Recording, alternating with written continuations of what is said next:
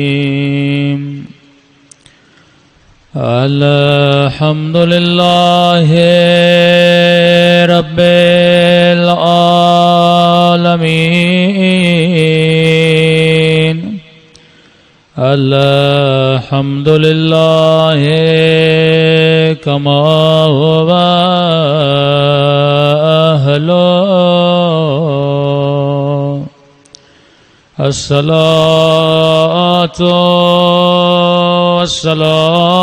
والسلام على سيد المرسلين وخاتم النبيين أبي القاسم محمد اللهم صل على محمد وعلى آله الطيبين الطاهرين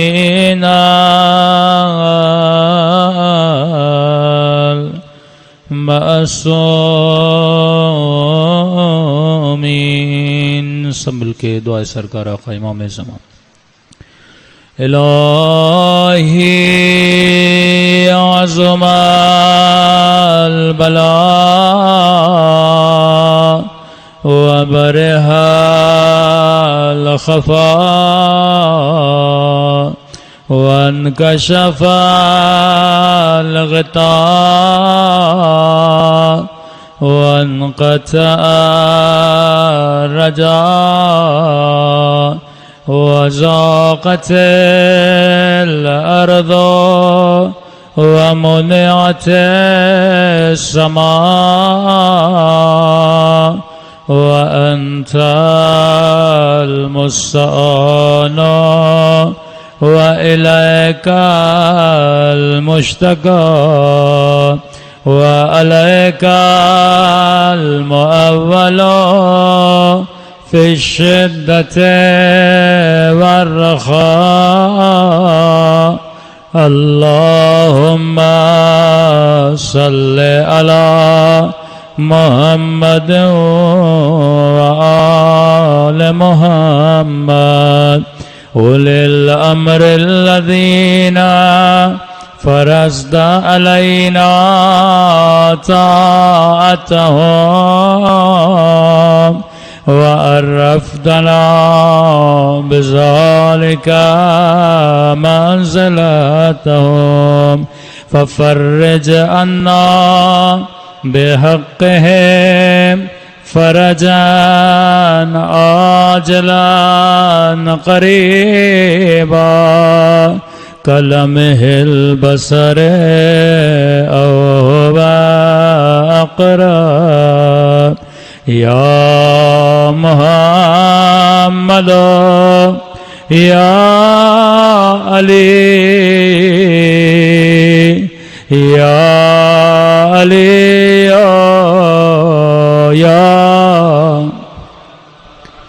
يا محمد يا علي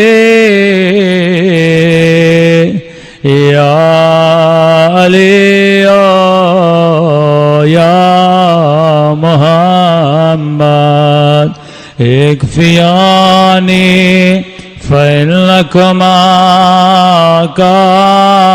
كافيان وانصراني فإنكما ناصرا يا مولانا يا صاحب الزمان الغوث الغوث أدركني أدركني أدركني الساعة الساعة الساعة العجل العجل العجل یا ارحم الراحمین. صلوات پڑھے محمد.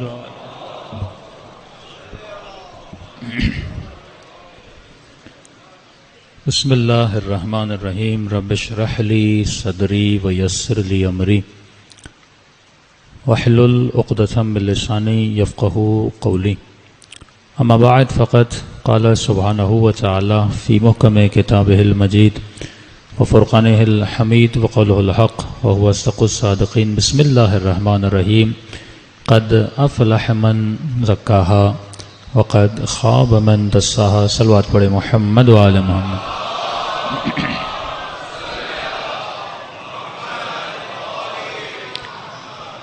دعا ہے پروردگار عالم ہم سب کی عزاداریاں اپنی بارگاہ میں قبول فرمائے، اور جس مقصد زندگی اور حیات کی وجہ سے یہ مجالس رکھی جاتی ہیں ان مقاصد میں بھی ہم سب کو کامیابی نصیب فرما دے. قرآن مجید کی آیت میں خدا انسان کو فلاح اور کامیابی کا درس دے رہا ہے کہ کامیاب ہے وہ انسان جس نے اپنے نفس کا تزکیہ کیا. ہم نے عرض کیا کہ کافر ہو یا مومن، بت پرست ہو یا مسیحی، ہر انسان یہ چاہتا ہے کہ میں زندگی میں سکسیسفل ہو جاؤں. صلوات پڑھے محمد و آل محمد.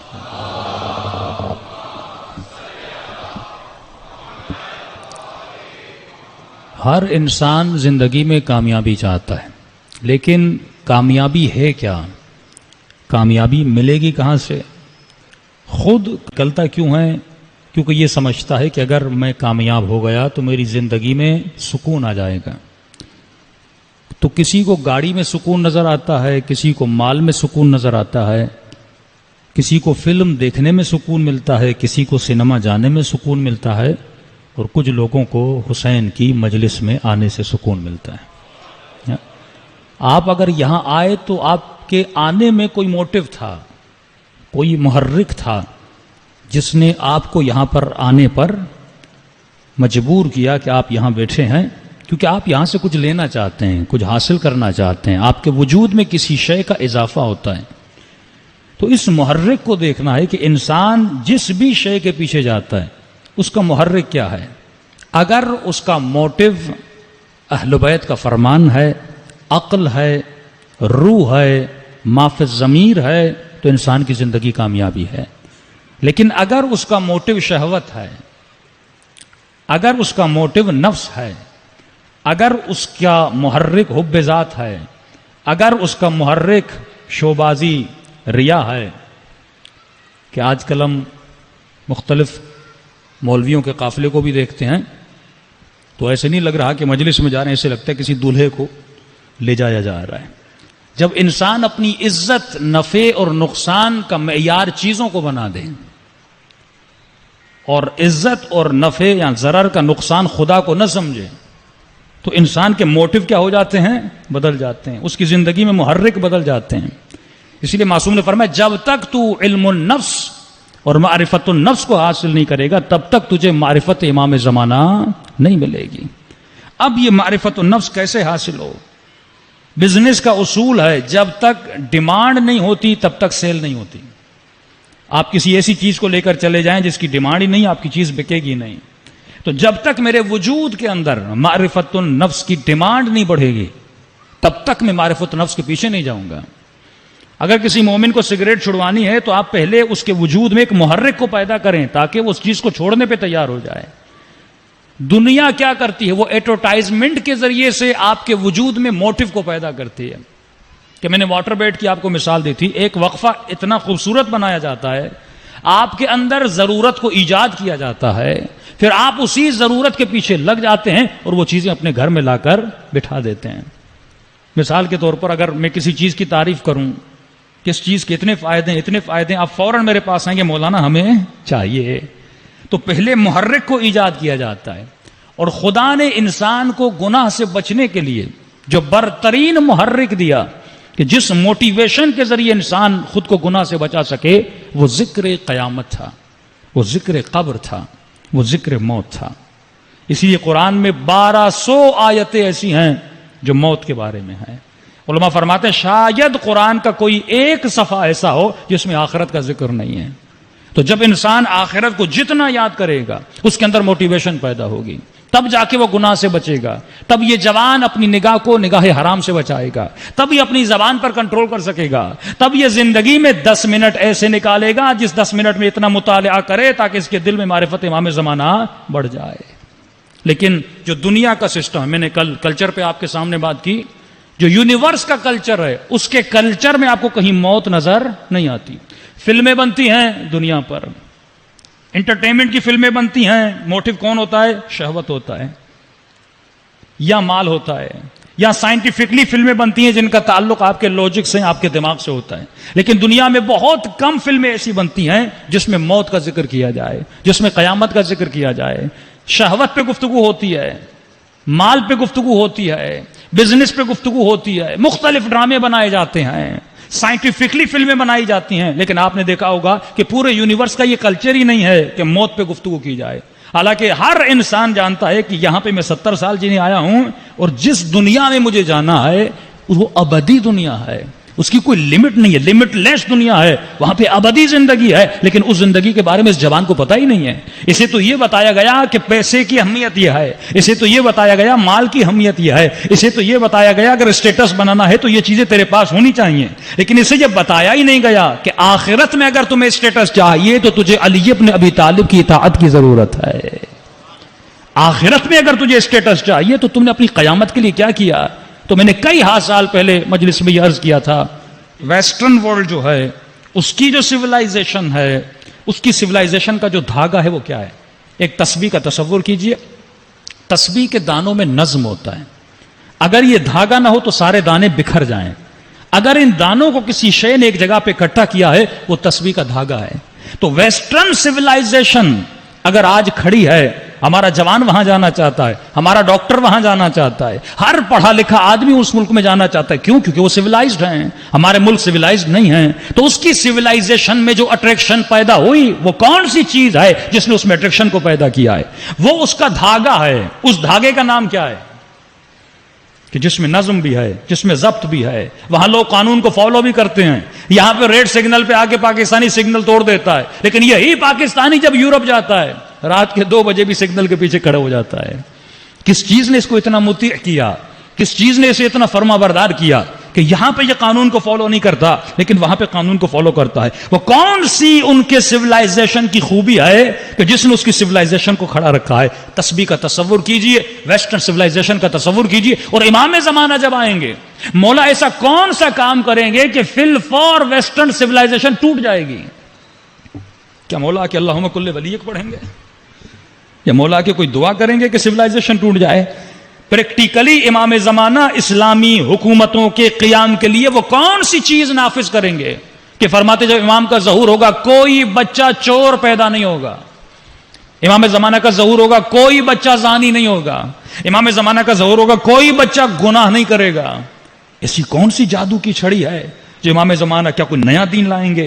کیا کوئی نئی شریعت لائیں گے؟ کیا کوئی نئے اقوال لائیں گے؟ یہی دین، یہی شریعت ہوگی. لیکن کس چیز کو امام زمانہ امپلیمنٹ کریں گے کہ تمام تر لوگ دیندار بن جائیں گے، پورے معاشرے کے دلوں میں رحم پیدا ہو جائے گا، پورا معاشرہ دین کا فالوور بن جائے گا؟ وہ کون سی چیز ہے؟ پہلے ویسٹرن سویلائزیشن کو سمجھنے کی ضرورت ہے. انہوں نے اپنے معاشرے کو کس طرح کھڑا کیا کہ ان کے معاشرے میں قانون بھی ہے، قانون کو فالو بھی کیا جاتا ہے، وہاں پہ ایک نظم ہے، ایک ضبط ہے. فرماتے ہیں اس دھاگے کا نام ہے معاش. کیا نام ہے؟ معاش. ذہنوں میں بٹھا دیجئے، اس دھاگے کا نام ہے معاش. یعنی اکنومیکلی انہوں نے اپنے معاشرے کو کنٹرول کیا ہوا ہے. مثال کے طور پہ یہاں سے جو جوان یو کے کمانے جاتا ہے وہ گیا ہی کمانے کے لیے ہے. وہ یو کے زیارت کرنے نہیں گیا، وہ وہاں پہ دعائیں پڑھنے نہیں گیا. یعنی اس کا جو موٹیو تھا یورپ جانے کا وہ پیسہ کمانا تھا. وہ ڈاکٹر ہو یا انجینئر ہو یا جتنے بھی اسٹوڈنٹس جاتے ہیں وہاں پہ کوئی معرفت و نفس تو لینے نہیں جاتے نا. ویسٹرن ورلڈ میں جوان کیوں جاتا ہے؟ وہاں پہ اپنی اکنومک کو مضبوط کرنے جاتا ہے. تو سب سے بڑی چیز جو جس نے اس کے سسٹم کو کھڑا کیا ہے وہ ان کی اکنومک ہے، جس کو عربک میں کہا جاتا ہے معاش، احادیث میں کہا جاتا ہے معاش، جس کو کہا جاتا ہے دجال کی آنکھ.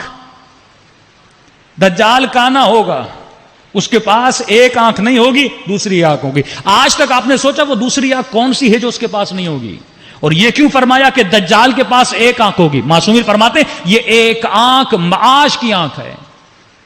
جتنا بھی دجالی سسٹم ہے وہ صرف معاش کی بنیاد پہ چلے گا. اس کے جتنے بھی قوانین بنائے جائیں گے وہ اکنومیکلی بنیاد پہ ہوں گے. ممالک کے آپس میں جتنے بھی تعلقات ہوں گے وہ اکنومیکلی بنیاد پہ ہوں گے. پاکستان کا اگر تعلق سعودی عرب سے ہے تو کوئی دینداری کی وجہ سے نہیں ہے، کیونکہ وہاں سے ریال آ رہے ہیں، وہاں سے پیسہ آ رہا ہے. امریکہ کے ساتھ اگر آج تعلق تھوڑا سا بگڑ رہا ہے، کیوں؟ کیونکہ وہاں سے پیسہ نہیں آ رہا. چائنا کے ساتھ اگر تعلق مضبوط ہو رہا ہے تو اس لیے نہیں کہ چائنیز بہت بڑا کلمہ پڑھتے ہیں یا نمازیں پڑھتے ہیں. میرا تعلق چائنا سے اس لیے ہے کیونکہ چائنا سے مجھے میرا معاش بہتر بن رہا ہے، میری مٹیریلسٹ دنیا بہتر بن رہی ہے. تو آخری زمانے میں جو نظام حاوی ہو جائے گا وہ نظام دجالی ہوگا. دجالی نظام مطلب کیا؟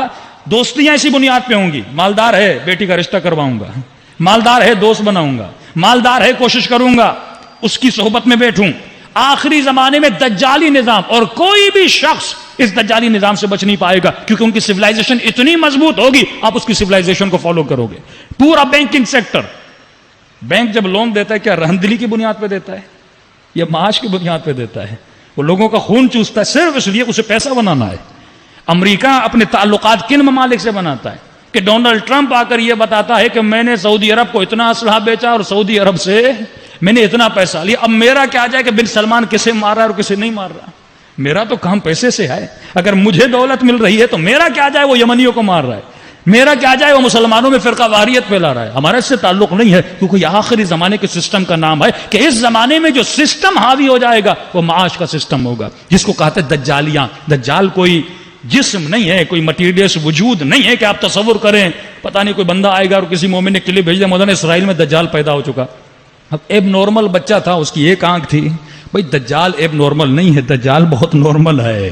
وہ اپنے سسٹم کو اتنی تیزی سے چلاتا ہے، عقلانیت سے چلاتا ہے کہ بڑے سے بڑے اس کے سسٹم کے جھانسے میں آ جاتے ہیں. لیکن سوال وہیں کا وہیں کھڑا ہے کہ یہ جو نوجوان سگنل پہ کھڑا ہوتا ہے یو کے میں، کینیڈا میں، یو ایس میں، ویسٹرن ورلڈ میں، یہ کیوں کھڑا ہو جاتا ہے؟ کیونکہ وہاں معاش کے پیچھے گیا تھا اور جس کو پتا ہے اگر میں سگنل کو توڑوں گا تو 200 پاؤنڈ کا فائن بھرنا پڑے گا، تو اس کا معاش نقصان میں پڑ رہا ہے. وہ سگنل پہ اس لیے نہیں رک رہا کیونکہ کوئی گناہ ہے یا ثواب ہے رکنا، اس کا ثواب یہ ہے کہ اس کا پیسہ بچ رہا ہے، اور جہاں جہاں اس کا پیسہ بچے گا وہ اطاعت کرتا جائے گا.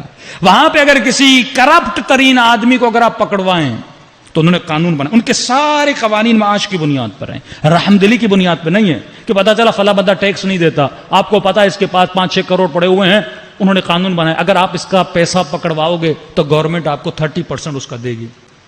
اب اس کے دوست کے گھر میں بھی پیسہ پڑا ہو، یہ اس 30% کے لیے اس کو پکڑوائے گا. لیکن اس سسٹم میں معاش کی برائی ہے کہ اگر گورنمنٹ آپ کو 30% دے رہی ہے اور آپ کا دوست بولے بھائی نہیں پکڑوا میں تجھے 40 دیتا ہوں، تو آپ کس کے پیچھے جاؤ گے؟ جو آپ کو زیادہ پیسہ دے رہا ہے اس کے پیچھے جاؤ گے. لیکن سوال یہ ہے جب امام زمانہ آئیں گے تو اس سسٹم کو کیسے توڑیں گے؟ وہ کون سی کنجی ہے، وہ کون سی چابی ہے کہ مولا پوری ویسٹرن سویلائزیشن کو توڑ کے رکھیں گے اور ایک اسلامی سویلائزیشن کو قائم کریں گے؟ فرماتے مولا جس طرح تسبیح کے دانے ہیں نا، اگر دھاگا توڑو تو فل فور سارے دانے بکھر جاتے ہیں. مولا سب سے پہلے آ کر اس معاش کے دھاگے کو کینچی سے کاٹ دیں گے. جتنے بھی قوانین مال اور معاش کی بنیاد پہ بنے ہیں مولا ان سارے قوانین کو ختم کر دیں گے. اچھا جب دانے بکھر جائیں تو پھر مولا دھاگا کون سا ڈالیں گے؟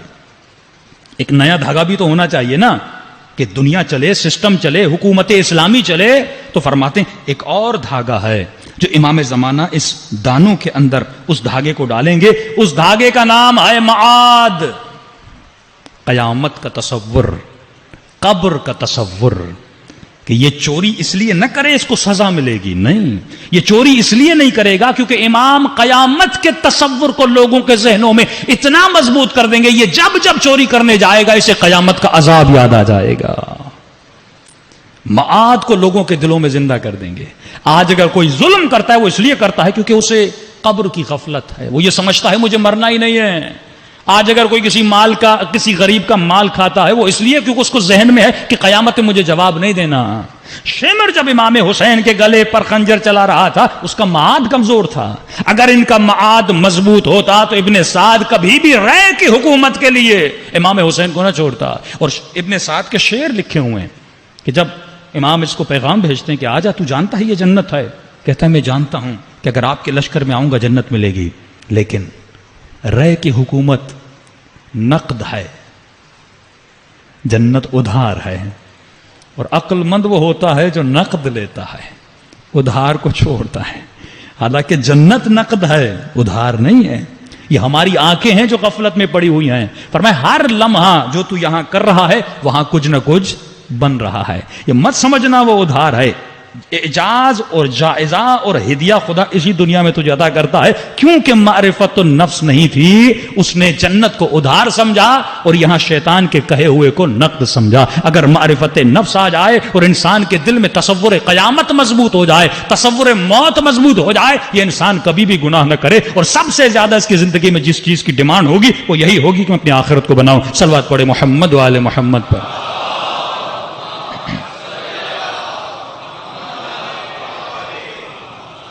تو جو دنیا کا کلچر ہے وہ کلچر یہی ہے کہ لوگوں کو, بچوں کو موت کا نہ بتاؤ. شہوت پہ فلمیں بنائی جاتی ہیں. آپ ایسے ایسے ڈرامے دیکھیں گے, سیریز دیکھیں گے. صبح پاکستان کی آپ ٹی وی کھولیں, مارننگ شو, کوکنگ کی ساری کلاسیں چل رہی ہیں. بریانی کیسے بنانی ہے, پزا کیسے بنانا ہے, پاستا کیسے بنانا ہے. ہاں, خواتین کیا سیکھ رہی ہیں؟ کھانے. صرف پیٹ کی پوجا ہو رہی ہے, پیٹ کی پوجا ہو رہی ہے. دوپہر کے رات کے مارننگ شو میں جاتے ہیں, اس میں بھی یہی چکر ہوتا ہے. مختلف چیزیں, ڈرامے چل رہے ہوتے ہیں, جھوٹی کہانیاں چل رہی ہوتی ہیں. بولا فرماتے رسول خدا کا فرمان ہے, قیاست عقل مند کی نشانی ہے, یہ موت کو یاد کرتا ہے. کیونکہ یاد موت اس کی غفلت کو مٹاتی ہے. یاد موت اس سے اچھے کام کرواتی ہے. لیکن ہمارے یہاں الٹی گنگا چل رہی ہے. اگر کرکٹ کا میچ چل رہا وہ کھیل ہے, ہم نے کھیل کو سیریس لیا اور سیریس چیزوں کو کھیل بنا دیا. قبر ہمارے لیے کھیل ہے. فلاں بندہ مر گیا, جنازہ پڑھ کے آ گئے. سوچا ہی نہیں کہ مجھے بھی ایک دن اسی قبر میں جانا ہے. اتنے لوگ مرتے ہیں, ہم جنازے اٹھاتے ہیں, کوئی پرواہ نہیں ہمیں. لیکن ہم نے کھیل کو سیریس بنا دیا. کرکٹ کا میچ ہو رہا, روڈوں پہ گاڑی نظر نہیں آ رہی. اتنا لوگوں نے میچز کو سیریس لیا. پاکستان میں کوئی ڈرامہ مشہور ہو جاتا, کہتے ہیں اتنا مشہور ڈرامہ مولانا, پورے روڈ خالی تھے. لیکن کوئی مومن مر جائے, روڈ خالی ہوتے ہیں, لوگ اس کے جنازے میں تشریح کرتے ہیں. آج تو رسم بن گئی ہے, یورپی کلچر ہے نا, کہ جنازہ گاڑی میں ڈالا, ایمبولنس میں ڈالا اور سیدھا جا کے قبر پہ اتار دیا. اسلام میں تشییع جنازہ ہے. یہ ویسٹرن کلچر تھا کہ گاڑی میں رکھو تاکہ لوگ تشییع بھی نہ کریں کہ بھائی جنازے کو کاندھا دینا اتنا ثواب ہے تم تصور نہیں کر سکتے.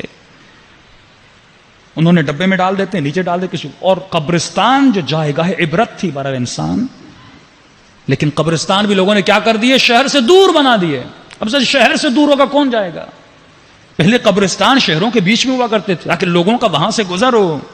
دوسرا وہی ویسٹرن کلچر اور ویسٹرن سوسائٹی اور ویسٹرن مائنڈ سیٹ کہ وہ قبرستان جہاں پہ لوگ عبرت جا کے لیتے تھے, اب قبرستانوں کو پارک بنا دیا.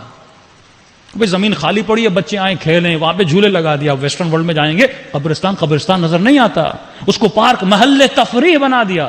جہاں پہ آ کر عبرت لینی تھی وہاں پہ لوگ آ کر کھیل کود میں مصروف ہو جاتے ہیں.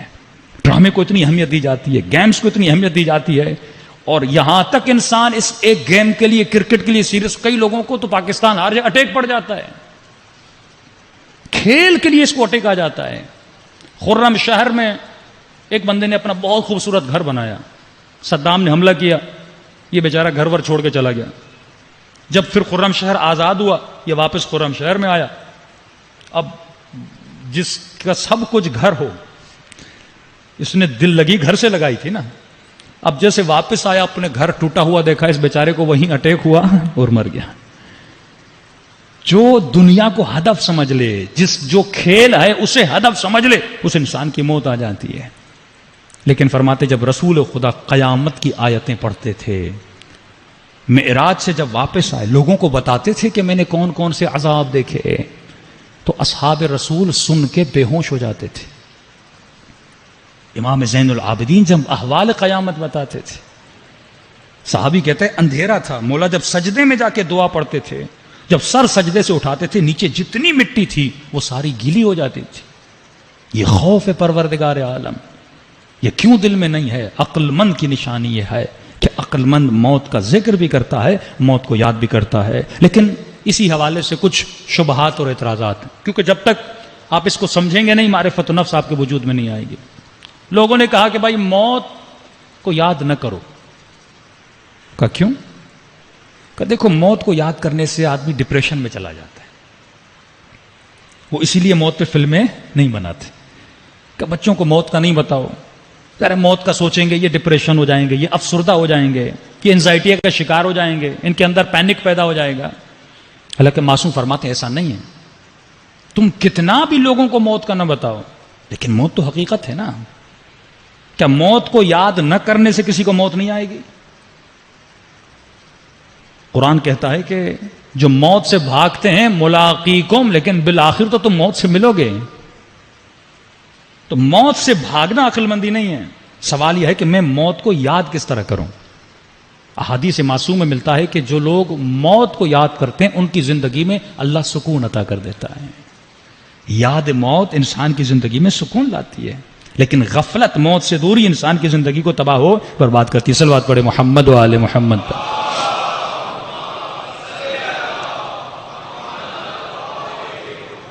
حدیث رسول خدا سنیے، فرماتے ہیں اکثرہم ذکرا للموت و اشدہم استعدادا لہ۔ عقل مند کی نشانی یہ ہے کہ یہ زیادہ سے زیادہ اپنی موت کو یاد کرتا ہے، وہ استعدادا لہ، اور زیادہ سے زیادہ اس کی تیاری کرتا ہے۔ ایران کے بہت بڑے مرجع آیت اللہ مرزا شیرازی، دیکھیے یہ ہوتے ہیں علی والے، یہ ہوتی علی والے کی زندگی۔ ان سے ان کے شاگرد نے پوچھا قبلہ اگر آپ کو پتا چلے کہ ایک ہفتے کے بعد آپ کو موت آئے گی تو آپ کون سا عمل کریں گے؟ ہم رات کو خواب دیکھیں کہ 3 دن میں ہماری موت آنے والی ہے، تو ہم سے اگر کوئی پوچھے آپ کون سا عمل کریں گے، آپ جواب ذہن میں رکھیے اور دیکھیے مرزا شیرازی نے کون سا جواب دیا۔ علی کے چاہنے والے کا جواب ہے، بڑا سیدھا سادہ جواب دیا کہ قبلہ اگر آپ کو پتا چلے کہ ایک ہفتے کے بعد آپ کی موت آئے گی تو آپ کیا کریں گے؟ انہوں نے کہا وہی کروں گا جو 60 سال سے کر رہا ہوں، وہی کروں گا جو 60 سال سے کر رہا ہوں، مجھے کوئی نئی چیز نہیں کرنی۔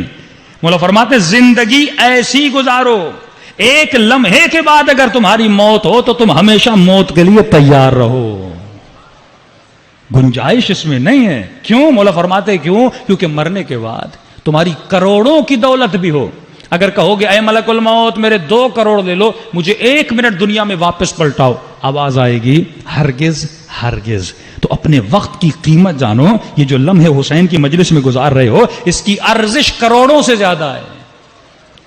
تو زندگی ایسی گزاری کرو کہ آج اگر 20 سال کا جوان ہے، 50 سال کا کوئی مومن ہے، 45 سال کا اگر کوئی مومن ہے، 70 سال کا اگر کوئی مومن ہے، مولا فرماتے زندگی ایسی گزارو، اگر کوئی تم سے پوچھے کیا تم اپنی گزاری ہوئی زندگی سے مطمئن ہو تو جواب یہ آنا چاہیے ہاں میں اپنی زندگی سے راضی ہوں۔ اگر تو اپنی زندگی سے راضی ہے تو امام زمانہ بھی تیری زندگی سے راضی ہیں۔ صلوات پڑھے محمد و آل محمد پر۔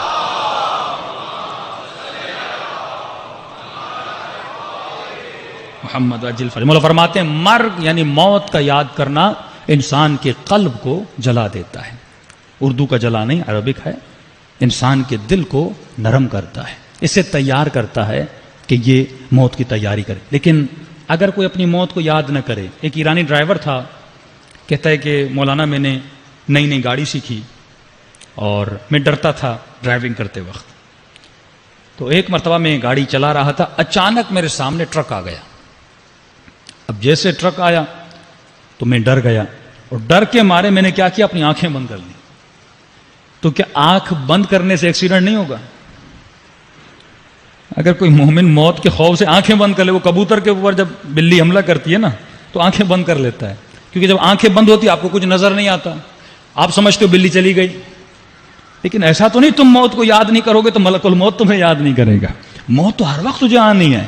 تو عقل مند کی نشانی یہ ہے وہ آنکھیں بند نہیں کرے، آنکھیں بند کرے گا تو ایکسیڈنٹ ہو جائے گا، لیکن عقل مند کی نشانی یہ ہے وہ ہوشیار رہے اور فوراً خود کو اس چیز سے بچانے کی کیا کرے؟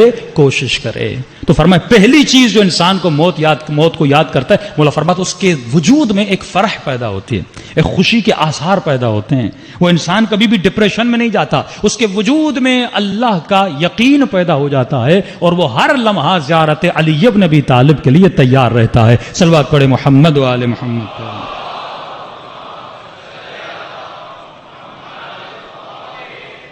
وَأَجِّلْ فَرْجَ. موت کو چند طریقوں سے یاد کیا جا سکتا ہے. ایک، موت کا یاد کرنے کا طریقہ مایوس، مثلا جو انسان یاد کر کے فوراً مایوس ہو جائے.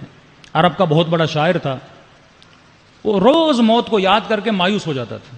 بھئی مر جاؤں گا، سب ختم ہو جائے گا، کیونکہ اس کا سارا جو ہدف اور مقصد تھا وہ دنیا تھی. مر جاؤں گا، بچوں سے جدا ہو جاؤں گا، مر جاؤں گا، دولت سے جدا ہو جاؤں گا.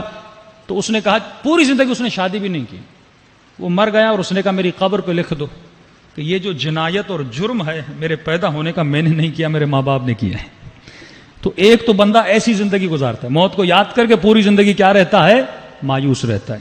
دوسرا، موت کا زندگی گزارنے کا طریقہ غافلانہ طریقہ ہے. جیسے انگریز گزار رہے ہیں، وہ مایوس نہیں ہیں، ان کو پتہ ہے مرنا ہے، لیکن پھر بھی مایوس نہیں ہے، بڑے خوشی سے کلبز میں جاتے ہیں، مزے کرتے ہیں، زنائیں کرتے ہیں، شرابیں پیتے ہیں. غافلانہ طریقہ.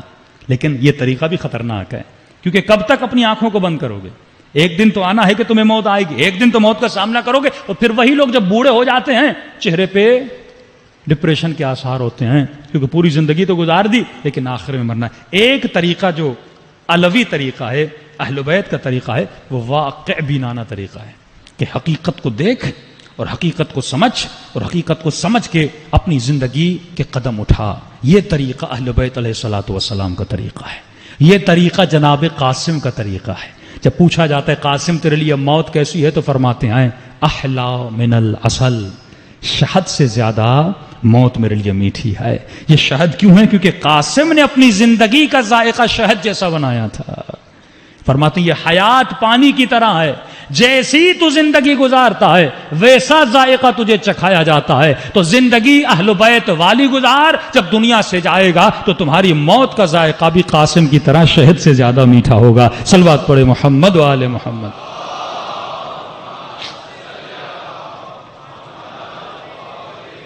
ایک حدیث رسول خدا کے سامنے پڑھ دوں. ہارون کا نام سب نے سنا ہے، امام موسیٰ کاظم علیہ الصلوۃ والسلام. اللہم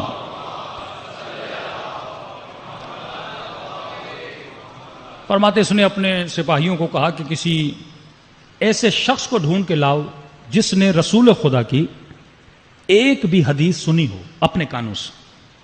لوگوں نے کہا اتنا زمانہ گزر گیا، رسول خدا کی حدیث کس نے سنی ہو؟ اس نے ضد کی، کہا نہیں، مجھے وہ حدیث سننی ہے جس نے خود رسول خدا کے کانوں سے سنی ہو.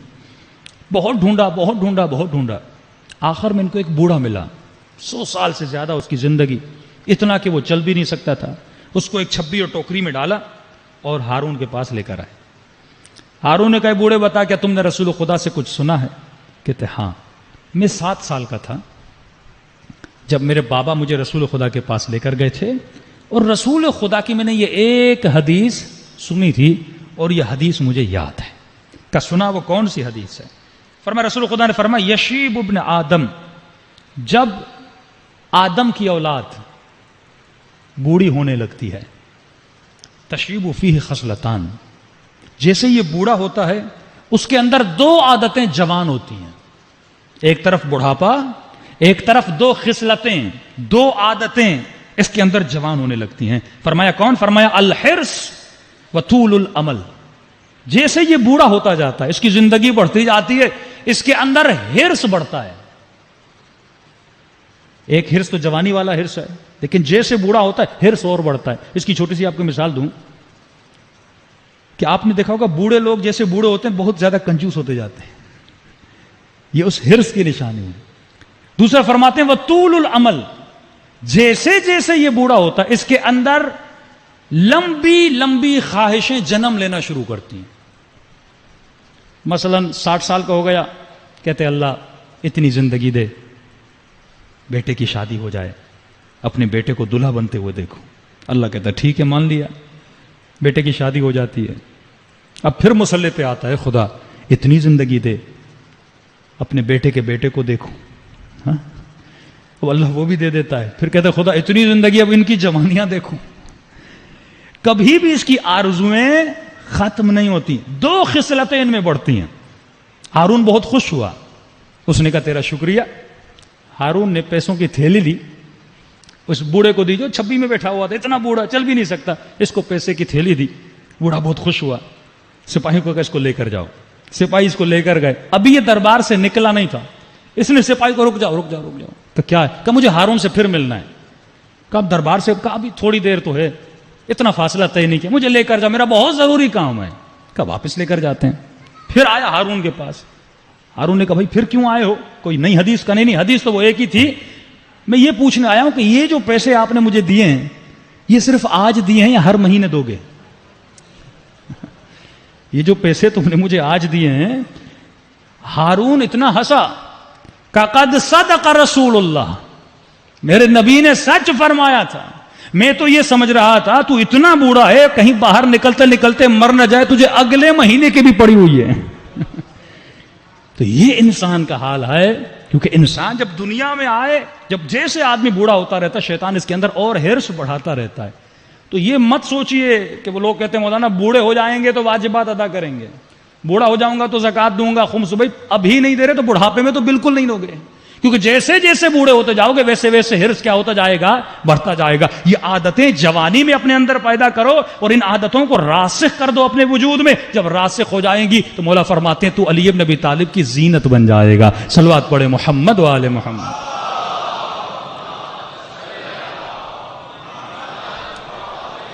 محمد وعجل فرج.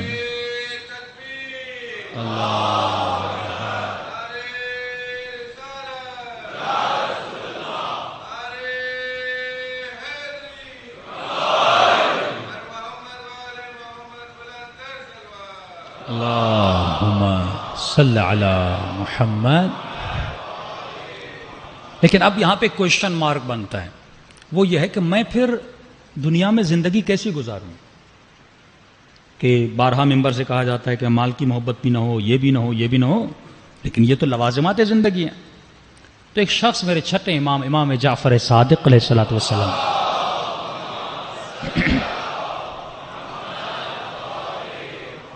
مولا کی خدمت میں آیا. کہ مولا فلاں شخص بڑا دنیا دار ہے, یہ کہوں اہل دنیا ہے. امام نے کہا کیوں, کیا کرتا ہے؟ کہ مولا کاروبار کرتا ہے, بزنس کرتا ہے. تو امام نے کہا اگر وہ کاروبار اپنی عزت کو بچانے کے لیے کر رہا ہے, اگر وہ پیسہ اس لیے کما رہا ہے تاکہ معاشرے میں عزت حاصل کرے, اپنی عزت بچائے, تو یہ عین عبادت ہے. یہ کیا ہے؟ عین عبادت ہے. رسول خدا گزر رہے تھے, ایک مزدور کو دیکھا جو مزدوری کر کے آیا, اس کے ناخن پر مٹی لگی ہوئی تھی. رسول خدا نے اس مزدور کے ناخنوں پہ لگی ہوئی مٹی کا بوسہ لیا. فرمایا یہ مزدور جو رزق حلال کمانے کے لیے گیا ہے اور مزدوری کر کے آیا ہے, اس کے پسینے کے قطرے نہیں ہیں بلکہ تسبیح الہی کے دانے ہیں. ہاں, اس طرح اگر کوئی زندگی گزارے. لیکن کیسے گزرے گی یہ زندگی؟ 2 چیزیں, سبجیکٹ اور آبجیکٹ. یہ انسان بھول جاتا ہے, یہاں پہ آ کے انسان اٹک جاتا ہے. ہدف زندگی کیا ہے؟ اس کو ایک مثال میں آپ کو سمجھاؤں. آپ یہاں سے گئے مشہد یا کربلا یا مدینے, ہدف کیا تھا مشہد جانے کا؟ کئی لوگ زیارت کا ہدف غلط بناتے ہیں, کہتے مولانا مشہد آ رہے ہیں, ہمیں شمال گھومنا ہے, اصفہان گھومنا ہے, شیراز گھومنا ہے. اگر ہدف یہ تھا میں ایران اس لیے جا رہا ہوں تاکہ شمال اور اصفہان گھوموں, تو زیارت کا ثواب نہیں ملے گا. ہدف اصلی کیا ہونا چاہیے؟ امام رضا کی زیارت کے لیے جا رہا. کبھی آپ نے سوچا خدا نے کعبے کو مکے میں کیوں رکھا؟ اٹلی میں رکھتا, سوئٹزرلینڈ میں رکھتا, کشمیر میں رکھتا, کہ ہم یعنی زیارت بھی ہو جاتی, ساتھ ساتھ میں تفریح بھی ہو جاتی. لیکن خدا نے اپنا گھر اس سرزمین پہ بنایا جو زمین ذی زرع ہے, پتھریلی زمین, سخت ترین زمین, شدت کی گرمی, کہ جب میری زیارت پر آؤ تمہارا خیال باغوں کی طرف نہیں جائے, صرف میرے کعبے کی طرف رہے. ہاں؟ وہاں تو گھومنے نہیں آ رہا, تو میری اللہ کی زیارت کے لیے آ رہا ہے, تو کعبۃ اللہ کی زیارت کے لیے. تمام تر سختیاں اللہ نے وہاں پہ رکھی, مکے میں رکھی. اگر ہدف مثلا مشہد گئے، مثال کو غور سے سنیے گا تاکہ آپ کو سمجھ میں آ جائے. مشہد گئے، ہدف تھا میں امام حسین کی زیارت کروں یا امام رضا کی زیارت کروں. مشہد پہنچے، آپ کی فلائٹ تھی فرسٹ ڈیٹ کو، آپ کی ریٹرن تاریخ ہے مثلا 20 کو. آپ ہوٹل میں جا کے آپ نے روم لیا، ہدف تھا امام کی زیارت. پہلے دن آپ روم میں گئے، آپ نے دیکھا کہ بھائی ہوٹل کے کمرے کے پردے کے رنگ اچھا نہیں. آپ بازار میں گئے، آپ نے نیا پردہ لیا کہ بھائی اس روم کو اچھا کرنا ہے، آپ نے پردہ لگا لیا. آپ نے دیکھا دیواروں کا رنگ بھی اچھا نہیں ہے، آپ نے ایک اچھا سا کلر لیا، دیواروں کو بنایا. آپ نے دیکھا بیڈ بھی ٹوٹا ہوا ہے، دور دراز گئے، کسی نجار کو لے کر آئے، اس نے پھر بیڈ کو بنانا شروع کیا. ہدف کیا تھا؟ ہدف کیا تھا؟ زیارت امام رضا. لیکن یہ کن چکروں میں لگ گیا؟ ہوٹل کو بنانے میں. ہوٹل کے کپ اچھے نہیں ہیں، نئے کپ لانا شروع کر دیے. بیڈ شیٹ اچھی نہیں، بیڈ شیٹ بنانا شروع کر دی. کبھی کبھی اگر زیارت پہ جاتا بھی تھا تو پھر بھی اس کے ذہن میں وہ ہوٹل کا روم تھا کہ جلدی واپس جاؤں اور جا کر ہوٹل کے روم کو کیا کر دوں؟ صحیح کر دوں، ہوٹل کی نلکیاں صحیح کر دوں. مثال کے طور پہ بیان کر رہا ہوں. اچانک اس کو پتا چلا بھائی تمہاری ریٹرن فلائٹ کی ڈیٹ آ گئی. اب اس کے ذہن میں آیا ارے میں آیا تو امام رضا کی زیارت کے لیے، میں تو ہوٹل کا مجھے ایک دن زیادہ دو، میں مولا کی زیارت کروں. آواز آئے گی فلائٹ کنفرم ہے، ریٹرن پالیسی نہیں ہے. مولا فرماتی یہ دنیا میں آیا، ثروت بناؤ، مال بناؤ، دولت بناؤ، لیکن یہ دولت ہدف نہیں ہے. دنیا بناؤ آخرت کے لیے، دنیا کے لیے نہ بناؤ. اگر دنیا کے لیے بناؤ گے تو تباہ و برباد ہو جاؤ گے. تو یہ دنیا میں آیا، اتنا بزی ہو گیا کہ یہ بھول ہی گیا کہ میں یہاں آیا کیوں تھا، کس مقصد کے لیے آیا تھا. مقصد تھا معاد، مقصد تھا قیامت، مقصد تھا آخرت کو سنوارنا، جو یہ بھول گیا. اب جب ملک الموت پہ نگاہ پڑتی ہے کہتا ہے مجھے ارجعونی، مجھے پلٹاؤ، ایک دن فلائٹ کا ایکسٹرا مجھے دے دو، میں تو بھول ہی گیا تھا میں دنیا میں کیوں گیا تھا. آواز آئے گی کلا کلا، جو غفلت میں رہتا ہے اس کے لیے کوئی پلٹنا نہیں ہے. فرعون نے بھی جب ملک الموت کو دیکھا تھا کہا تھا آمنتو، میں ایمان لے کر آیا. موسیٰ پر، رب موسیٰ پر آواز آئی اب کا ایمان کسی کام کا نہیں ہے. کیوں کہا ہر مرنے والا علی ابن ابی طالب کی زیارت کرے گا، چاہے مومن ہو یا منافق ہو. اور جب مومن مولا کو دیکھے گا خوش ہوگا کیونکہ اس نے اپنا ہدف پورا کیا تھا. لیکن جب گنہگار علی کو دیکھے گا، منافق علی کو دیکھے گا تو مولا فرماتے ہیں اتنی حسرت کھائے گا اے کاش میں نے زندگی میں علی کی باتوں کو مانا ہوتا. معصوم کا فرمان سنیے، فرماتے ہیں اہل قیامت کی اگر حسرت کو خدا دنیا پہ ظاہر کر دے تو سارے اہل دنیا مر جائیں. اس حسرت میں شدت اتنی ہے. عرفاء اولیاء اللہ موت کو جب یاد کرتے تھے تو کم از کم ہفتے میں ایک مرتبہ قبرستان جاتے تھے. مجھے سی ویو جانے کا ٹائم ہے، مجھے 2 گھنٹہ ڈرامے دیکھنے کا ٹائم ہے. تو میری زندگی کی ایکٹیویٹی بتاتی ہے کہ آخرت کی میری زندگی میں کوئی ویلیو نہیں ہے. ایران کے بہت بڑے اصفہان کے عالم دین، ان کی روٹین تھی کہ یہ ہر شب جمعہ قبرستان جاتے تھے، اور قبرستان میں ایک چھوٹی سی مسجد اور حجرہ تھا، وہاں پوری رات عبادت کرتے تھے، اللہ کو یاد کرتے تھے، آخرت کو یاد کرتے تھے، جو سفر ابدی ہے اس کو یاد کرتے تھے. کہتے ایک دن جب میں اس قبرستان میں پہنچا اور نماز تہجد پڑھی، شب جمعہ کے اعمال بہت زیادہ ہیں مفاتیح جنان میں. خود جب آپ فلسفہ نماز تہجد کیا ہے کہ جب نماز وتر میں آپ قنوت میں کھڑے ہو جاتے ہیں، کیوں کہا گیا مردوں کو یاد کرو، 21 مردوں کو، تاکہ کم از کم 21 جو دنیا سے تمہارے دوست اقربا گئے تمہارے ذہن میں ہو. جب وہ 21 گئے ہیں تو ایک دن آئے گا 22واں بھی میرا نام ہوگا. آج میں ان کو یاد کر رہا ہوں، ایک دن ایک مومن آئے گا اپنی نماز کے قنوت میں مجھے بھی یاد کرے گا. فرمایا اگر انبیاء کی صفوں میں شامل ہونا ہے، اگر ہمراہ اور ہمسائے انبیاء بننا ہے تو عادت بنا دو اپنی نماز عشاء اور نماز مغرب کے درمیان 2 رکعت نماز وحشت قبر پڑھا کرو، کسی نہ کسی مومن کے لیے. اے خدا دنیا میں کہیں پر بھی کوئی علی والا گزر گیا ہے، میں 2 رکعت نماز وحشت قبر پڑھتا ہوں. ایک دن یہ وحشت قبر میرے اوپر بھی تو آئے گی نا، ایک دن مجھے بھی تو لٹا کر چلا جائیں گے نا، تو یقیناً کوئی نہ کوئی پھر آپ کے لیے بھی کیا کرے گا، نماز وحشت قبر پڑھے گا. تو فلسفہ نماز تہجد یہی ہے. کہتا میں رات کو نماز تہجد پڑھ رہا تھا، اسی دن رات کو ایک مردے کو لایا گیا، تو اسی مسجد کے ساتھ ہی غسل خانہ تھا. وہ جو مردشور تھا مردوں کو دھونے والا، اس نے دھویا، مردہ میرے سامنے رکھا اور اس کو کفن باندھ رہا تھا. میں اپنی نماز میں مشغول تھا. کہتا یہاں میں نے نماز ختم کر کے سجدے میں گیا تو مجھے عجیب چیخوں کی آواز آئی، آہ و بکا کی آواز آئی. اتنا اس آواز میں وحشت تھی کہ میں سجدے سے اپنا سر اٹھا بھی نہیں سکتا تھا. کہتا تھا یہ اس کو کفن باندھ رہا تھا، میں دیکھ رہا اس کو آوازیں نہیں آ رہی، لیکن اچانک خدا نے میرے کانوں کو کھول دیا، برزخی کان کھل گئے کہ وَعْبُدْ رَبَّكَ حَتَّى يَأْتِيَكَ الْيَقِينُ، اتنی عبادت کر تاکہ تجھے مقام یقین ملے. مقام یقین کا کیا مطلب؟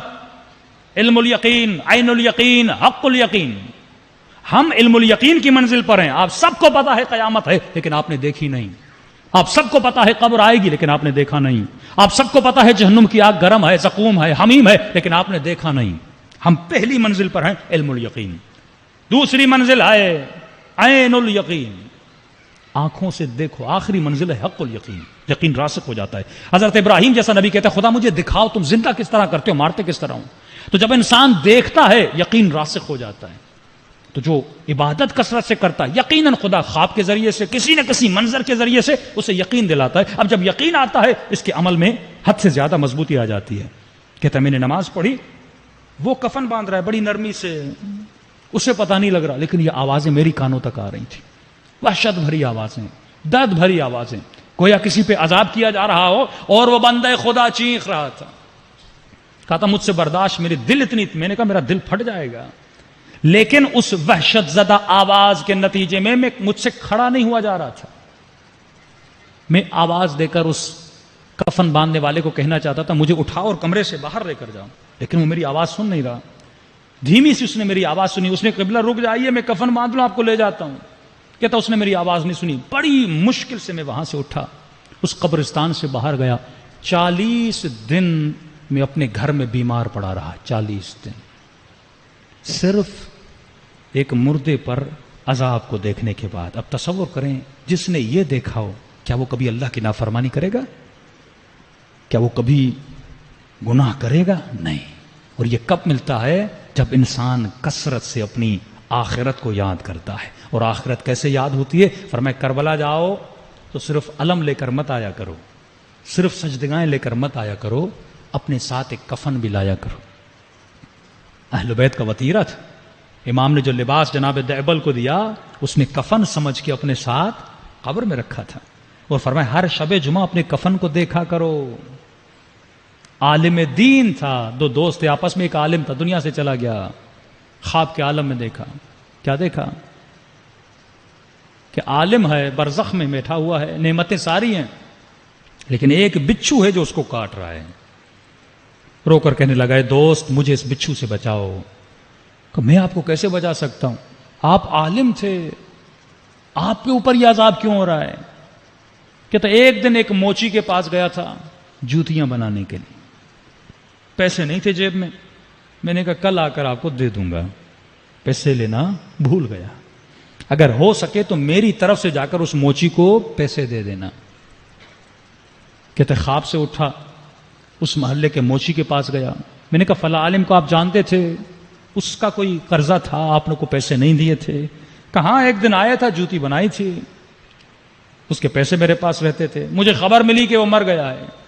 میں اس کے بیٹے سے جا کے ملا. میں نے کہا بابا نے کوئی وصیت کی تھی کہ کس سے کیا لیا ہے اور کس سے نہیں لیا؟ کہ نہیں بابا نے کوئی وصیت نہیں کی. کہتا میں نے دل میں کہا یہ کیسا عالم ہے جو لوگوں کا حق کھا کے بیٹھا ہے لیکن اس نے ایک وصیت بھی نہیں کی. 15 سال کے بعد بعض مراجع کے نزدیک وصیت لکھنا واجب ہے. بعض مراجع کے نزدیک اگر کسی کا حق کھایا ہے، کسی کا نہیں کھایا، لکھ لو تاکہ کل مر جاؤ تو کم از کم یہ ادا تو ہو جائے. مومن نے کہا مولانا میں نے لکھ لیا ہے، میری اتنی قضا نمازیں ہیں اور میرا بیٹا دے دے. ایران کا واقعہ ہے. مولوی صاحب نے وصیت پڑھی، اس میں لکھا ہوا تھا کہ اتنا میرے بیٹے کا، اتنا میری بیٹی کا، اتنا غریبوں کا، اور آخر میں لکھا ہوا تھا کہ میرے بینک میں جو پیسے پڑے ہوں اس میں سے اتنا اماؤنٹ میری قضا نمازوں کے لیے ہے، میرے قضا روزوں کے لیے ہے، استجاری میرے مرنے کے بعد پڑھائے جائیں. مولوی صاحب نے بیٹوں کو کہا بھائی آپ کے باپ نے وصیت کی. انہوں نے کہا قبلہ صاحب جب خود نہیں پڑھی تو ہم کیوں پڑھائیں؟ تو مرنے سے پہلے خود اپنا بندوبست کر کے جاؤ. اولاد کے بھروسے پہ خود کو مت چھوڑ کے جاؤ، کسی متدین آدمی کو کچھ دے کر جاؤ، بھائی میں اگر مر جاؤں تو میرے یہ چیزیں ہیں، واجبات ہیں، ادا کر کے جاؤ۔ صلوات پڑھے محمد و آل محمد پر۔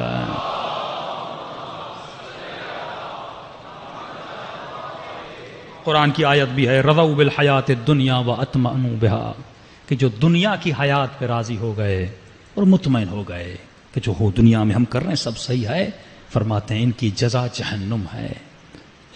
ہاں، لیکن جو زندگی ایسی گزارے جیسی علی ابن ابی طالب نے گزاری، ہاں، جناب سیدہ کے شوہر بنے لیکن علی نے ایسا جملہ نہیں کہا، حسنین جیسے بیٹے ملے میرے آقا علی نے ایسا جملہ نہیں کہا، فزتو برب الکعبہ کی آواز دی کب؟ جب مولا کے سر پہ کیا لگی؟ ضربت لگی۔ شیرین ترین لحظہ، سب سے لذت آور ترین لحظہ اہل بیت کی زندگی کا وہ تھا جب ان کی روح پرواز کر رہی تھی، کیونکہ وہ لقاء اللہ کی منزل پہ جا رہے تھے۔ یہ شوق انسان کے وجود میں ہونا چاہیے کہ زندگی ایسی گزاروں کہ سر جب سرہانے پہ رکھا جائے مجھے علی ابن ابی طالب کی زیارت نصیب ہو جائے۔ صلوات پڑھے محمد و آل محمد۔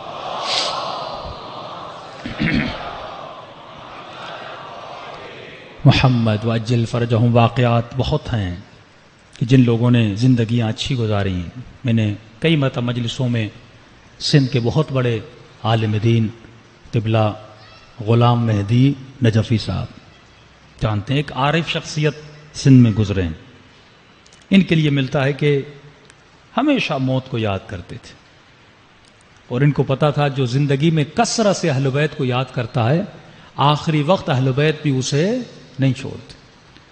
کہتے ہیں آغا خان ہاسپٹل میں ایڈمٹ تھے، ہمارے ایک انٹیریئر سندھ کے مولانا ان کے ساتھ تھے، کہ اچانک قبلہ کے چہرے پر ایک عجیب سی چمک آئی، اور انہوں نے کہا جلدی کرو، کیونکہ بڑے نحیف اور کمزور ہو چکے تھے، جلدی کرو میری کمر کو سیدھا کرو۔ قبلہ کیا ہوا ہے؟ کہ خاموش ہو جاؤ، بس کمر کو سیدھا کرو۔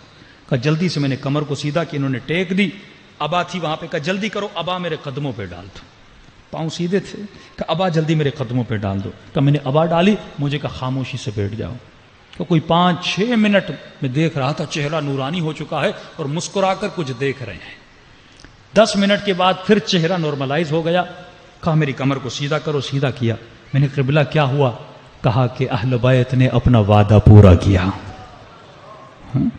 کہ کیسا وعدہ؟ کہ میرے مولا کا فرمان تھا جو زندگی میں کثرت سے صلوات پڑھے، اہل بیت کو یاد کرے نا، اذکرونی اذکرکم، اہل بیت کا وعدہ ہے تب تک اسے موت نہیں آئے گی جب تک ہماری زیارت نہیں کر لیتا۔ اللہم صلی علی محمد محمد وعجل فرجہم۔ تو یہ وہ دھاگا ہے جو معاد کا دھاگا ہے۔ امام زمانہ کا سسٹم معاد پہ چلے گا، لوگوں کے دلوں میں اتنا قیامت کا عقیدہ راسخ ہو جائے گا۔ اور یہ وہ 2 آنکھیں ہیں، اگر کسی کے پاس صرف معاش کی آنکھ ہے وہ دجال ہے۔ تجھے دونوں آنکھیں رکھنی ہیں، ایک آنکھ معاش بھی کماؤ اور دوسرا معاد کو بھی مد نظر رکھو۔ مولا باغات میں جا رہے تھے کھجوریں لے کر، کسی نے کہا یا علی کہاں جا رہے ہیں؟ مولا فرماتے ہیں 30,000 کھجور کے دانوں کو لے کر جا رہا ہوں۔ مولا کیوں؟ کہ زمین میں کاشتکاری کروں گا۔ اور 30,000 دانے جب مولا نے لگا لیے، 30,000 سرسبز درخت کھجوروں کے نکلے۔ ایک وقت تھا مولا جوتیوں کو سیتے تھے، اور ایک وقت ہے کہ ابن عباس کہتا ہے کہ ہر مہینے علی 30,000 درہم اللہ کی راہ میں دیتے تھے۔ مولا نے ایک منشی رکھا ہوا تھا، حوالہ دار رکھا ہوا تھا، کہتے تھے فلاں کے گھر میں اتنا پہنچا، فلاں کے گھر میں اتنا پہنچا، فلاں کے گھر میں اتنا پہنچا۔ مولا کے منشی نے کہا کہ یا علی اتنا دے رہے ہیں کہیں کم نہ ہو جائے۔ امام فرماتے اللہ تجھ جیسے بندوں کو دنیا میں لائی نہ، دے میں رہا ہوں، دل تمہارا کیوں چل رہا ہے؟ ہاں، بعض لوگ ایسے ہوتے ہیں، آپ سخاوت کرتے ہیں، وہ کہتے ہیں بھائی اتنا کیوں دے رہے ہو، کم نہ ہو جائے۔ مولا فرماتے ایسے بندے کو اللہ کبھی خلق ہی نہ کرے کہ دے ایک بندہ آ رہا ہے لیکن دکھ دوسرے بندے کو ہو رہا ہے۔ مولا فرماتے علی یہ کردار، یہ رسم انبیاء ہے کہ جس نے مجھے دیا ہے میں اسی کی راہ میں دے رہا ہوں، اور علی کا چاہنے والا کبھی کنجوس نہیں ہوا کرتا۔ صلوات پڑھے محمد و آل محمد۔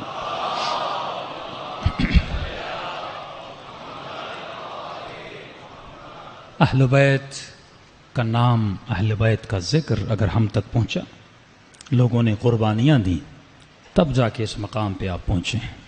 یہ واقعہ آپ نے بارہا سنا کہ ایک مومن ایک مومنہ ہر سال امام حسین کا فرش بچھاتے، لیکن ایک دن آیا کہ تنگی آ گئی، پیسے کم ہو گئے۔ شوہر نے بیوی سے کہا میرے پاس کچھ بھی نہیں بچا، کہ تمہارے پاس کچھ بالیاں ہوں، کوئی سونے کا ہار ہو تو مجھے دو، اس کو بیچوں۔ بیوی نے کہا یہ کیسا سوال کر رہے ہو؟ اگر میرے پاس ہوتا کیا میں چھپاتی؟ میں خود تمہیں دیتی کہ جا کر بیچ کے لاؤ اور امام حسین کا ذکر کروانا ہے۔ دونوں بیٹھ گئے، کیونکہ ہر سال جو بندہ کام کروائے اور اچانک اس کے اوپر تنگی آ جائے، لوگ تو انتظار رکھتے ہیں، اس کے گھر میں تو ہر سال مجلس ہوتی ہے۔ کچھ بھی نہیں بچا تھا۔ شوہر نے کہا ایک راستہ ہے، اگر تو اپنے دل پہ پتھر رکھے۔ بیوی نے کہا یہ بھی کوئی پوچھنے کی بات ہے، میری جان حسین ابن علی پہ قربان۔ کہا وہ جان سے زیادہ ہے۔ کہ کیا کہنا چاہتے ہو؟ اب یہ پرانا زمانہ تھا، غلاموں کا زمانہ۔ کہ اللہ نے ہمیں ایک جوان بیٹا دیا ہے، اگر تو راضی ہو جائے، ماں ہے، ماں کی اجازت ہوگی تو لے جاؤں گا نا، اگر تو راضی ہو جائے اسے میں بردہ فروش یعنی غلاموں کی بازار میں بیچ کے آؤں، اس سے جو پیسے ملیں گے ہم 10 دن امام حسین کی مجلس کروائیں گے۔ یہ خاتون کہتی ہے پہلے تو میں چپ ہو گئی، کہنا اور کرنا بہت زمین و آسمان کا فرق۔ اس کا شوہر کہتا ہے کہ رونے لگی۔ شوہر نے کہا رو کیوں رہی ہو؟ بیٹا نہیں لے جاتا، میں پوچھ رہا ہوں۔ چلو اس سال مجلسیں نہیں کروائیں گے، لوگوں کو بتا دیں گے بھائی ہمارے پاس کچھ بھی نہیں ہے۔ کہا نہیں اس لیے نہیں رو رہی۔ کہا کیوں رو رہی ہو؟ کہا رو اس لیے رہی ہوں کہ جب بھی سیدہ زینب کے مصائب سنتی تھی تو کہتی تھی بی بی اگر میرا بیٹا کربلا میں ہوتا آپ کی چادر نہ لوٹتی، بی بی اگر میرا بیٹا کربلا میں ہوتا پہلے میں بھیجتی علی اکبر کو قربان ہونے سے پہلے۔ کہ آج سوچ رہی ہوں میں نے کہا تو تھا، لیکن آج جب قربانی کی باری آئی ہے تو میرا دل لرز گیا ہے۔ کہ لے جاؤ ایسے لاکھ بیٹے زینب پہ قربان، لیکن جلدی لے جاؤ کہیں نفس پھر مجھ پہ غلبہ نہ کرے۔ اس باپ نے اپنے جواں کڑیل بیٹے کو اٹھایا، بردہ فروشوں کی بازار میں آیا۔ اب بازار کے کچھ اصول ہوتے ہیں، وہاں پہ جب غلاموں کو لایا جاتا تھا تو ان کا رقم یا ان کا پیسہ زیادہ لگتا تھا جو ہٹے کٹے ہوں، جسمانی اعتبار سے مضبوط ہوں، کیونکہ غلاموں سے کام کروایا جاتا ہے۔ اس کا بیٹا 14-15 سال کا کمزور سا بیٹا، نحیف سا بیٹا، جب اس نے لا کر غلاموں کی بازار میں کھڑا کیا اور اس نے سوچا کہ 10 دن میں کتنے اخراجات ہوں گے، ایک رقم اس نے سوچ کے رکھی تھی۔ جو بھی آتا تھا کہتا تھا یہ تو کمزور ہے، اس کے اتنے پیسے ہم نہیں دیں گے۔ صبح سے شام گزر گئی، غلام بکتے رہے، لیکن اس کے بیٹے کی کسی نے اچھی رقم نہیں لگائی۔ کہتا ہے مایوس ہوا، امام حسین کو مخاطب کیا، مولا میں تو لایا تھا لیکن اگر کوئی خرید نہیں رہا تو مولا میں کروں تو کیا کروں؟ کہا بیچ دو خود کو حسین کی راہ میں، تیرا خریدار حسین بن جائے گا۔ کہتا ہے اتنے میں گھوڑے سوار آیا، عربی لباس پہنا ہوا ہے، چہرے پہ نقاب لگا ہوا ہے، جو رقم میں نے سوچی تھی اس سے بھی زیادہ مجھے عطا کی اور میرے بیٹے کو لے کر چلا گیا۔ کہا بہت خوش ہوا، حسین نے آواز سن لی، وہ پیسے سکے لے کر گھر آیا، امام حسین کی مجلس کروائی۔ پہلا دن گزرا، شکر خدا کیا، دوسرا دن گزرا، تیسرا دن گزرا، چھٹی رات جب آئی تو رات کو جب سو رہا تھا تو اچانک مجھے رونے کی آواز آئی۔ بستر پر جیسے بیٹھا تو دیکھا دائیں طرف میری بیوی رو رہی ہے۔ میں نے کہا خاتون کیا ہوا، کیوں رو رہی ہو؟ کیا پچھتا رہی ہو کہ تم نے بیٹا دیا ہے؟ کیا افسوس ہو رہا ہے کہ حسین کی راہ میں بیٹے کو بیچا کیوں؟ کہا نہیں افسوس نہیں ہو رہا، لیکن ماں ہوں، یہ سوچ رہی ہوں اللہ جانے اس کا مالک کیسا ہوگا،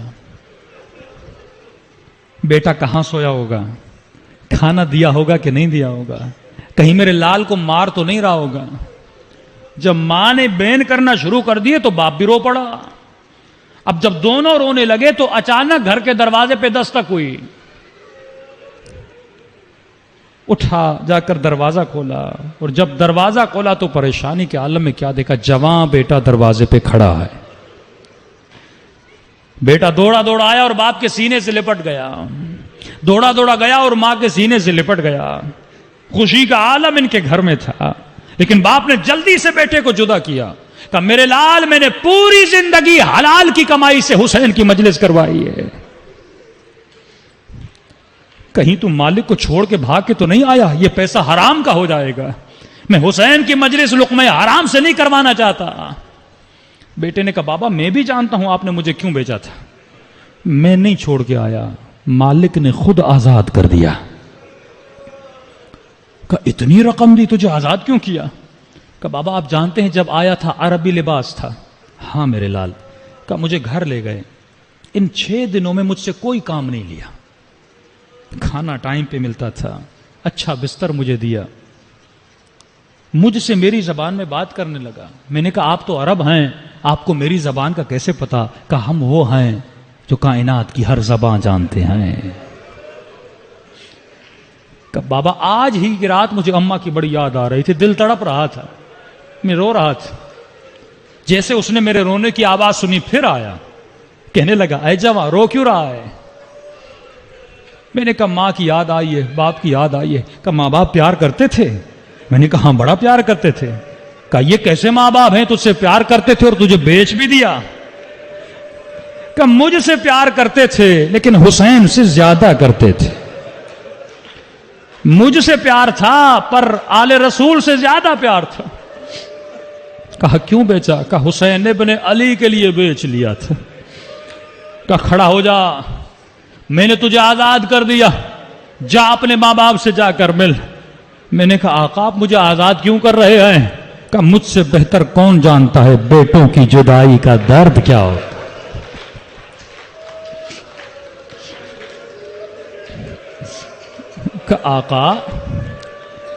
آقا اگر ماں باپ پوچھیں کہ آپ نے مجھے آزاد کیوں کیا تو جواب کیا دوں گا؟ کہ بس اتنا کہہ دینا جس حسین کے لیے بیچا تھا اسی حسین نے آزاد کر دیا. تو عزیزو اگر اپنے وجود کو حسین کی راہ میں بیچ دو گے تو حسین ابن علی تیرے خریدار بن جاتے, دلوں کو کربلا لے جائیں اور سلام کرے اپنے آقا حسین کو. السلام علی الحسین وعلی علی ابن وعلی اولاد وعلی اصحاب. حسین کی صدا بلند ہونی چاہیے. السلام علی الحسین وعلی علی ابن الحسین وعلی اولاد وعلی اصحاب. بلند آواز سے السلام علی الحسین وعلی علی ابن وعلی اولاد وعلی اصحاب. میرا سلام ہو زینب کی لٹی ہوئی چادر پہ,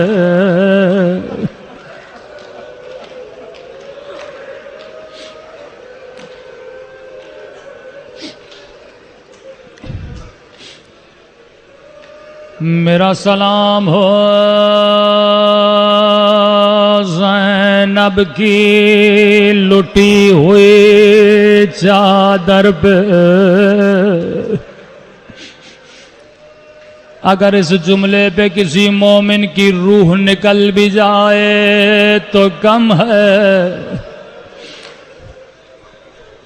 کسی نے امام سجاد کو کہا مولا عادتکم الشہادت، شہادت تو آپ کے گھرانے کی عادت ہے، شہادت پہ کیسا رونا؟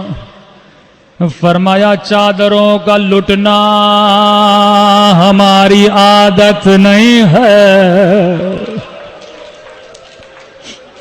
شرابی کے دربار میں جانا ہماری عادت نہیں ہے۔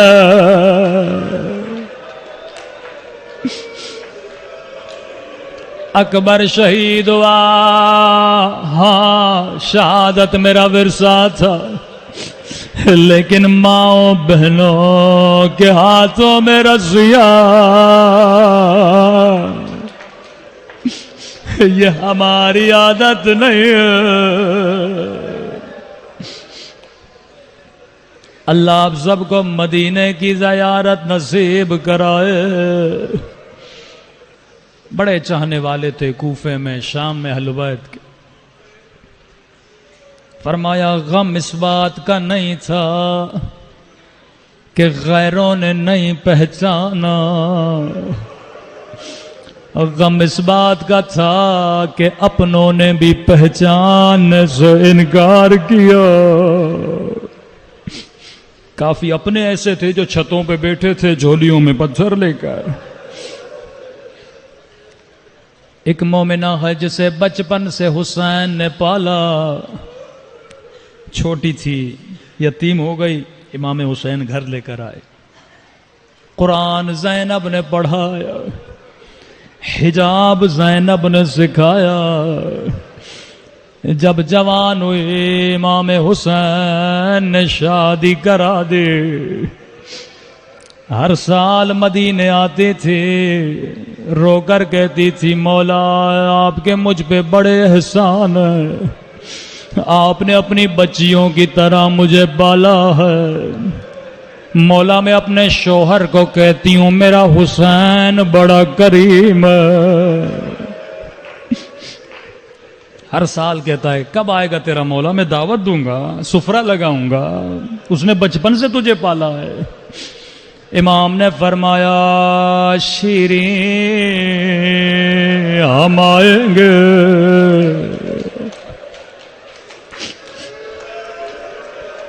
اللہ کسی مومن کو یہ منظر نہ دکھائے جو شیریں نے دیکھے، جگر پھٹ جائے۔ فرمایا شیریں ہم آئیں گے لیکن تو پہچان نہ سکو گے۔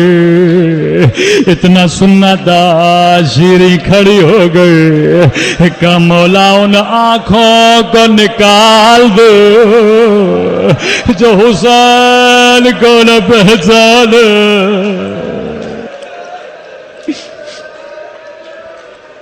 امام نے فرمایا شیریں تیرا قصور نہیں ہوگا، حالات بدل جائیں گے، لیکن شیرین حسین کی ایک وصیت ہے، اسے یاد رکھنا۔ مولا سر آنکھوں پہ جو کہیں میں کرنے کے لیے تیار ہوں۔ فرمایا شیریں قیدی بڑے مظلوم ہوتے ہیں، قیدیوں کا خاص خیال رکھنا۔ عزیزو حالات بدل گئے، زینب کی چادر لٹ گئے، سکینہ یتیم ہو گئے، حسین کا سر کٹ چکا، عباس کے بازو کٹ چکے، رباب کی گودی اجڑ گئے۔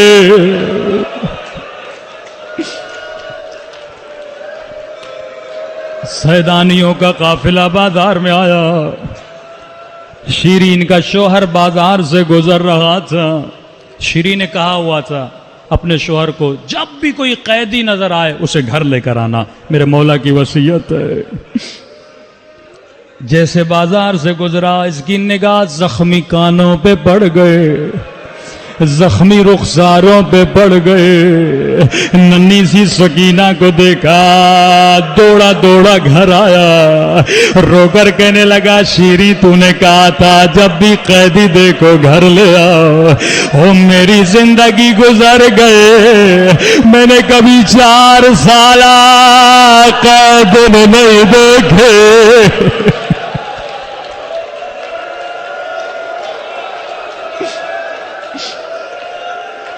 اللہ اکبر. کہ جلدی کرو قیدیوں کو گھر لے کر آؤ. تصور کر کے رو, عجیب منظر تھا. ایک مرتبہ قیدی بیبیاں شیرین کے گھر میں آئے. اللہ جانے زینب پہ کیا گزر رہی ہوگی, جسے زینب نے حجاب سکھایا تھا اس کے سر پہ چادر موجود ہے, لیکن علی کی بیٹی نبی کی نوازی.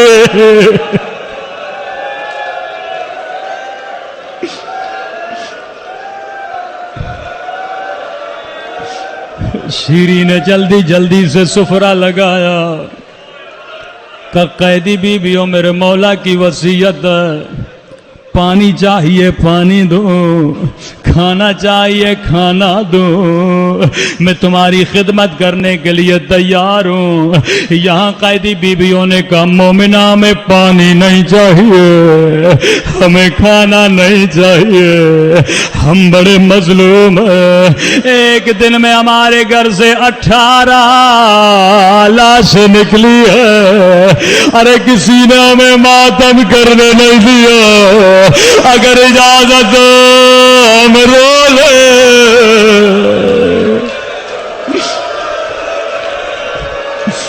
اگر اجازت ہو ہم ماتم کر لیں.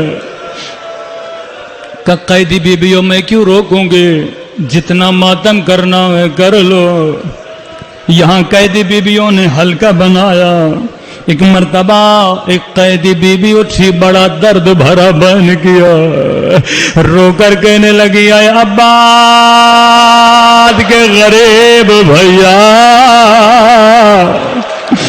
اے عباد کے پیاسے بھیا. شیریں نے جیسے عباس کا نام سنا کہا قیدی بیوی چپ ہو جا, عباس میرے مولا کے بھائی کا نام ہے.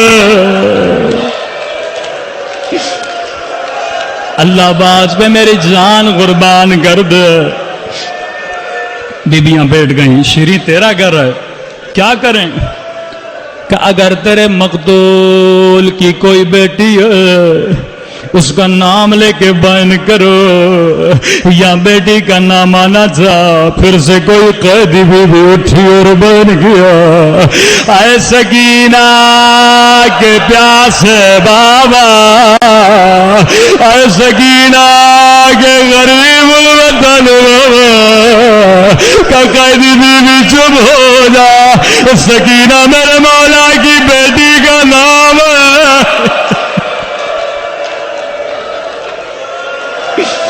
اللہ میرا مولا کی خیر کرے. کہ قیدی بیوی یہ تو مدینے والوں کے نام ہے. شیریں رونے لگے. ایک مرتبہ کہنے لگی قیدی بیوی تجھے آخری مہلت دیتی ہوں, اگر تیرے مقتول کی کوئی بہن ہے اس کا نام لے کے بیان کرو. عزادارو اب کوئی اور بیوی نہیں اٹھے. ایک مرتبہ خود بیوی زینب اٹھے اور بیان کیا اے اجڑی ہوئی زینب کے غریب بھیا, اے اجڑی ہوئی زینب کے پیاسے بھیا. اب شیریں کو سمجھ نہیں آیا. بی بی زینب کے قدموں میں گری, ہاتھوں کو جوڑ کے کہا اے قیدی بی بی تجھے تیرے رب کی قسم بتا تو کون ہے.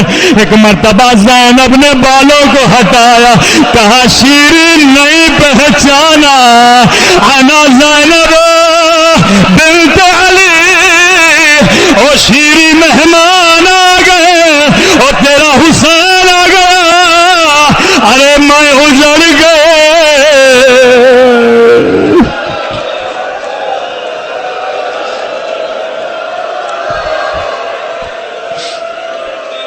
الا لعنت اللہ علی القوم الظالمین۔